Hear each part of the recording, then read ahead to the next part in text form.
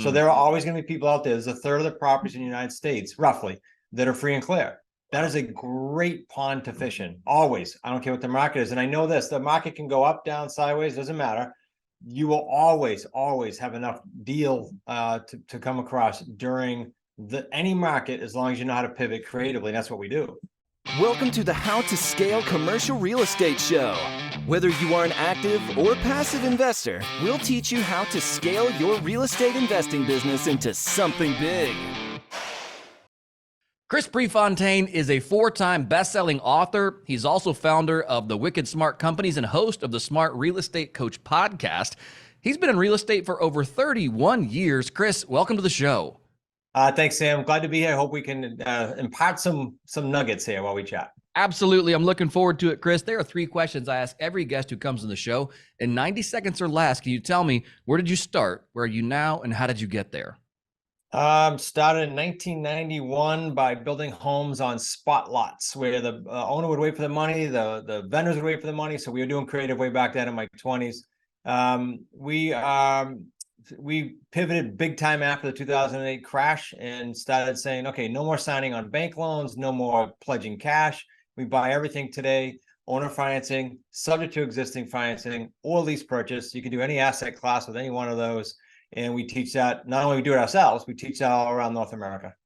That is wild. So I've never heard the term spot lot. Forgive me. 800 and some odd episodes and 10 years in the business. I don't even know what that is. Can you define that? Spot lots, yeah, meaning sort of infill lots where you come in a subdivision, there might be one lot left, or someone has a lot next to their house they can subdivide. We did that, and I was naive enough in my early 20s to go to the owners and say, look, we're going to build a house, and go to the vendors and say, we're going to build a house, but you guys all get paid when it closes in like 4 months. And they all said yes. The market was tough then. But I look back and I say, wow, I don't know if I'd ask that now. But we did it. We did like 100 homes.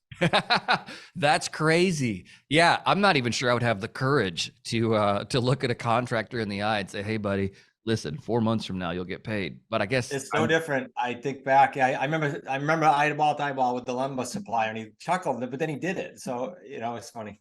That's wild. Okay, so you worked that strategy. I'm sure there was a lot of other things from 1991 through 2008, and it sounds like in your story there was potentially some pain throughout the 2008 crisis, such that it made you really pivot into your strategy that you're employing now. Yeah, pain would be an understatement. Mentally, physically, financially, big time. I had about 20 some odd properties, Sam, at that time. I bought conventionally or with a loan or with investor money. So I was on every single property personally guaranteed. And so I realized the hard way what that means. Yes, I had good credit, so I did that, but I learned the hard way what that means when the market takes a dip 1/3 to 2/3 in some of my projects. And so that was a miserable 4 years from 08 Feb till 12 Feb. It was a miserable 4 years, and we worked it out. We pivoted in 12 and said, okay, I got my legs again. I got out of my head and said, I can do this still after 18 years. I can do this. And we pivoted and created the Smart Real Estate Coach and our own deals. And we just do not sign personally on loans anymore. And it's a little bit different going to sleep at night knowing that. I can only imagine 4 years is a long workout. I mean, that's a long time to be under that amount of stress. What were some of the things, looking back on it, you'd say, hey, this is how would your approach change were you to be in that position again? I'll tell you exactly, because it was all mental. It was me beating on myself saying, what the heck? And despite it being a national crisis, I blamed it on me, right? My stuff. Sure. So I will tell you in hindsight, I would have done what I did about at the 3.5 year point, which was go find 2 or 3 people that have been through it and then some over the years and have more experience in the market than I do. So people 15, 20 years older than me that are super successful. I did that, but it took me too long to do that and get out of my own head. And when I did that, one of them literally chuckled at me, Sam. He chuckled at me and said, okay, here's all things I've been through. And he listed a litany of things. And then it made me seem like, okay, it's no big deal.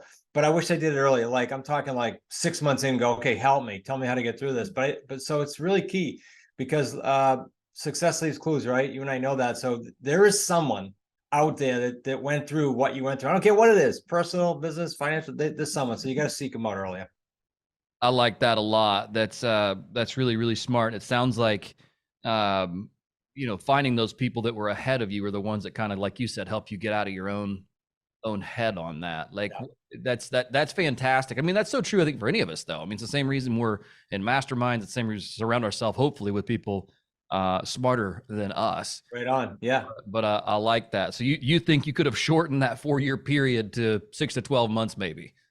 Yeah, in hindsight, the mental game is so crazy, right? I just was in this cycle, and then you start attracting more of it, and that sounds kind of foo-foo, I know, for some people, but I'm telling you, it's real. And so, yeah, I could have done a lot more quickly. Yeah, man. No, it absolutely is. Yeah, I always say that being inside my head by myself is like a bad neighborhood. It's not somewhere you want to be alone.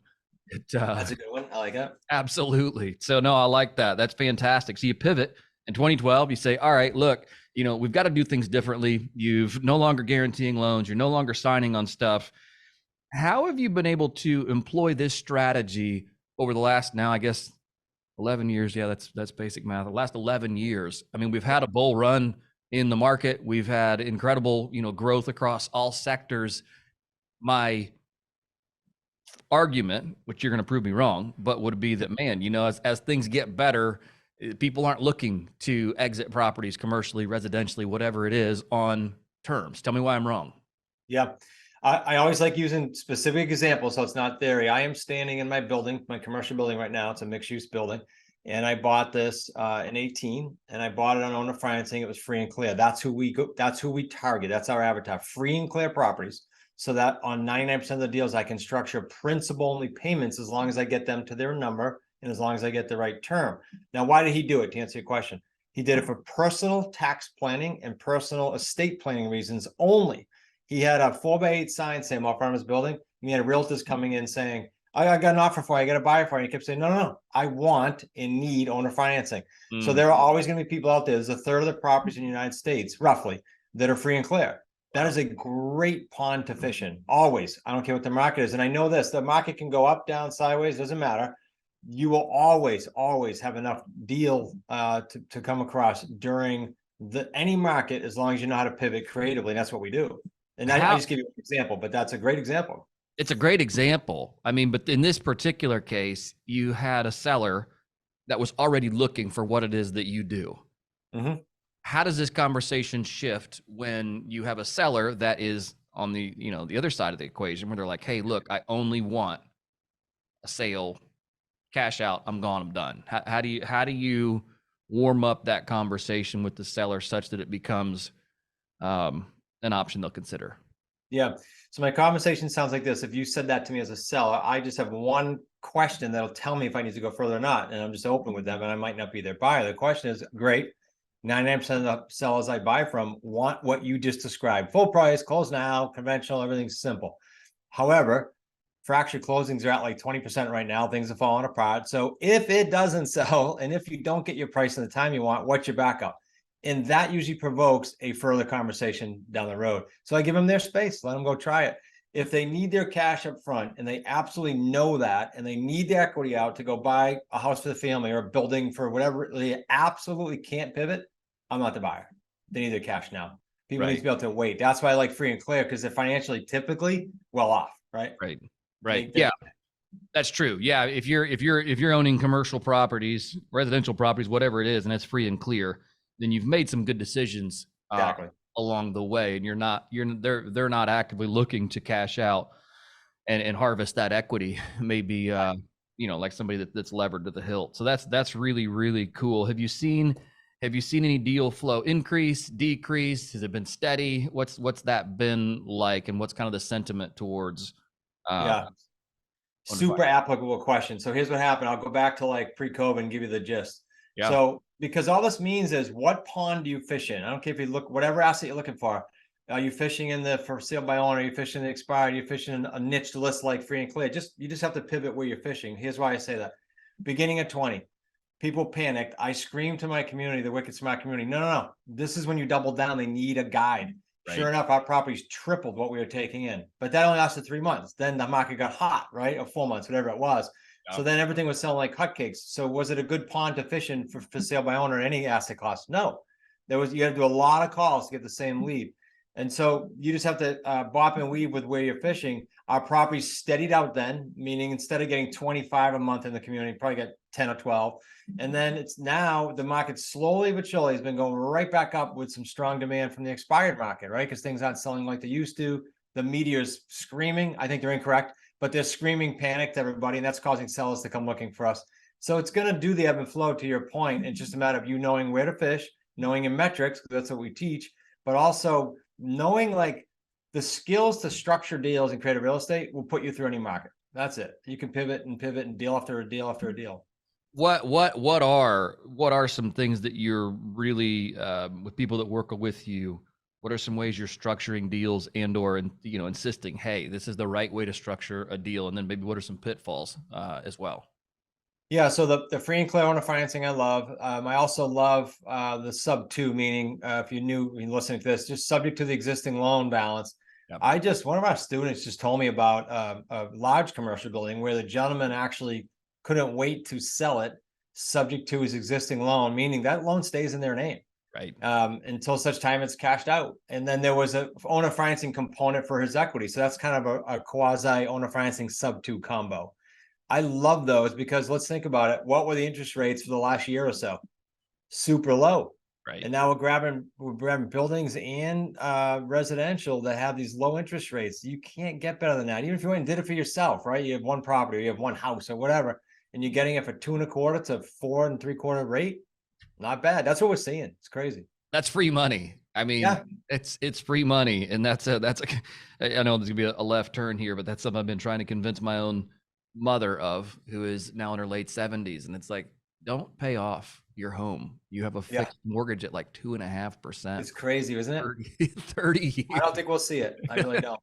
No, absolutely not. Absolutely not. And yeah, those are amazing deals to find. Okay, so we've talked a little bit about the way you like to structure them, and that was a unique structure, a sub 2 plus owner financing on the equity side of it. Like what's a seller's motivation even in a situation like that? Why? Yeah, this is also a great timing question that you hit. You're hitting some high points. Here's why, because I wasn't seeing those before.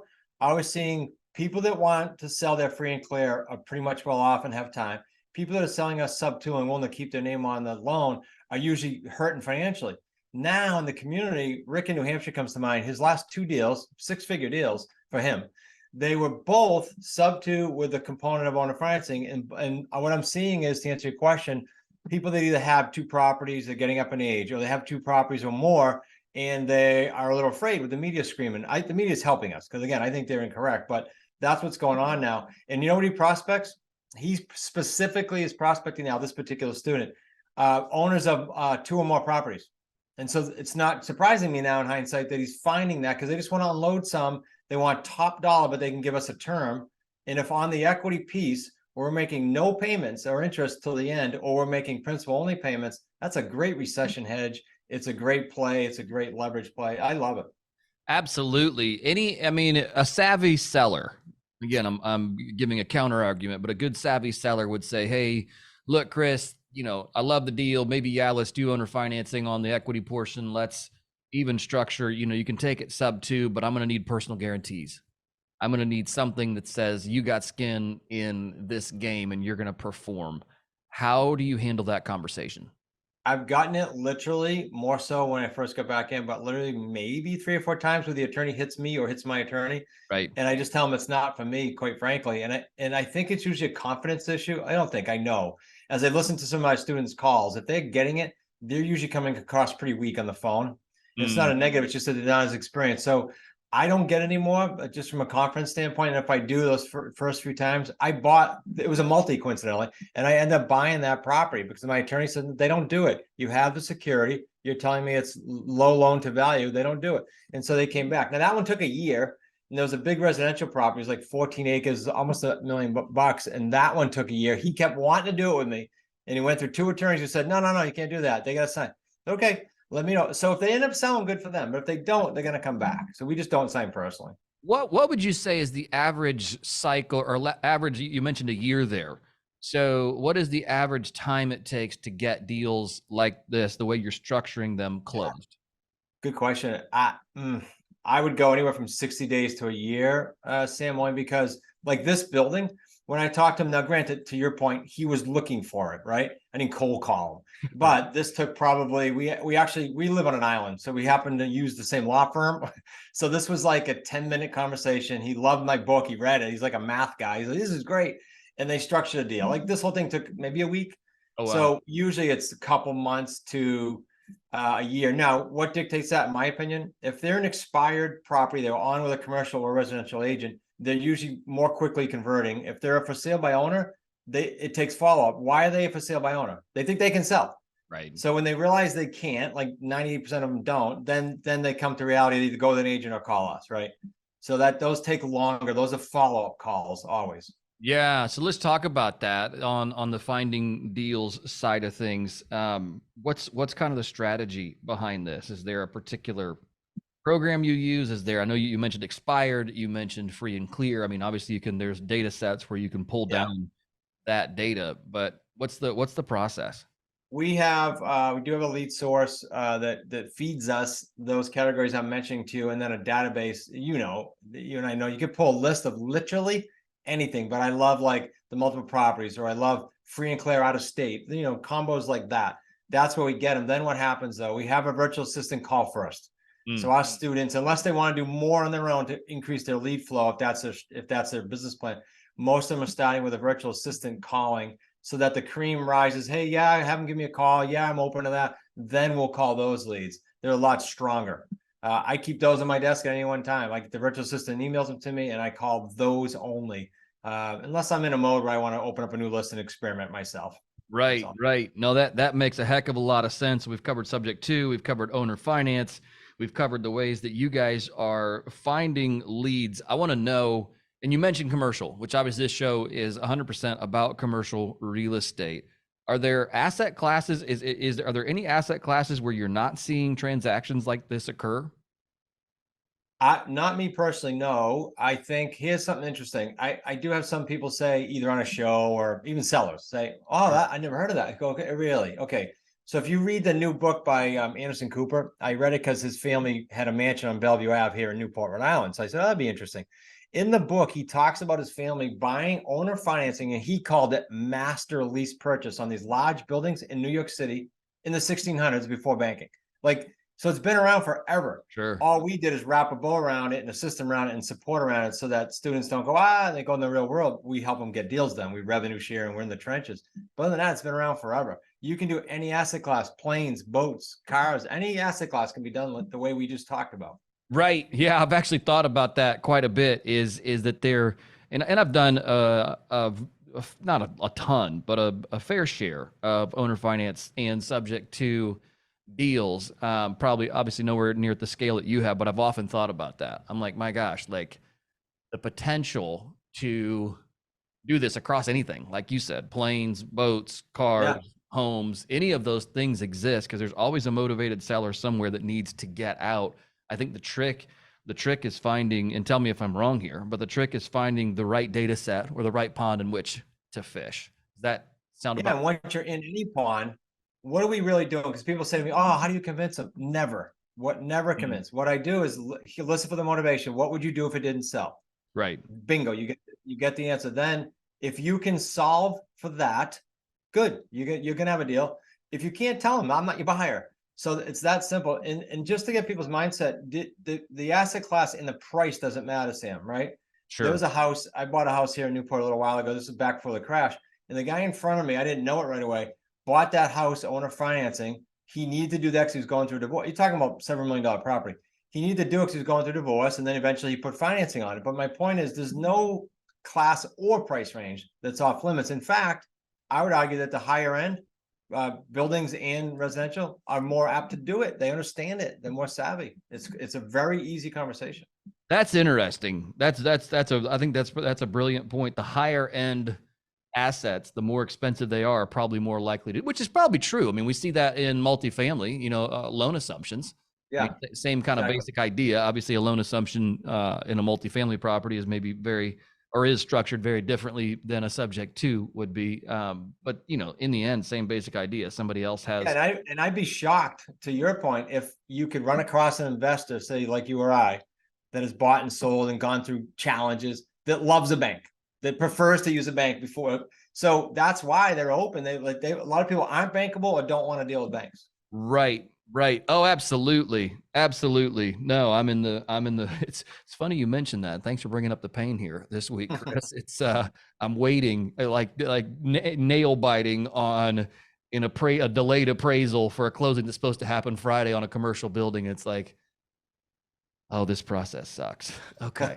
So yeah, I love what you're doing. Let's talk a little bit about your book here. I know you have an offer here for our listeners, which I think is very, very generous of you. Let's tell us about the title of your book, what it's about, and how they might get a copy of that.